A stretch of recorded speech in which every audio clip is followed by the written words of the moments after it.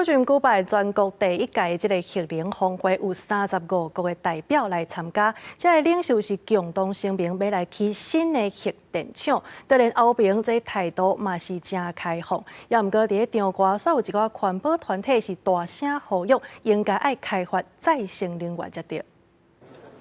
世界各国领袖甲代表来到峰会现场，第一届核能峰会日伫咧比利时布鲁塞尔举办，来自全世界35个国家的领导人甲代表团参加。国际原子能总署署长葛罗西伫主持会议时阵讲，将会尽全力促进核能的贡献。欧平也对核能持开放的态度。Extending the safe operation of today's nuclear fleet is one of the cheapest ways to secure clean power at scale.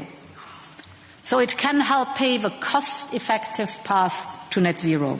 法国除了要起核电厂来达到减碳的目标，也个透过现有的核电厂甲国防部合作，启动产业生产新周期，来生产核武一定会用到的关键材料。也毋过有环保人士伫咧峰会外口示威，呼吁爱关心再生能源，临时重启核能。 Nuclear energy is a fairy tale. It's not going to save the climate. What is going on here is the relaunch of the nuclear industry, and it's not about saving the climate. 事实上，欧平伫咧推测核能依然有无同的意见。法国带头的阵营主张扩建核电的重要性。另外一派反对的奥地利加德国是甲重点放伫咧再生能源，譬如讲风力加太阳能发电。德国伫日本福岛核灾了，就开始慢慢废除核电厂，去年关闭最后3座反应炉，所以并无参加这边的峰会。 但是，伫俄战争了后，能源计划一直欠悬，国内反对党认为应该重新考虑核电。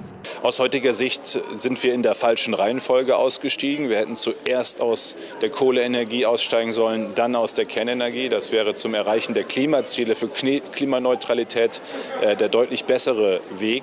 去年底，全世界22个国家伫咧 COP28 联合国气候峰会共同签署倡议，承诺要伫咧2050年进前，将核能发电提悬3倍，达到净零碳排的目标。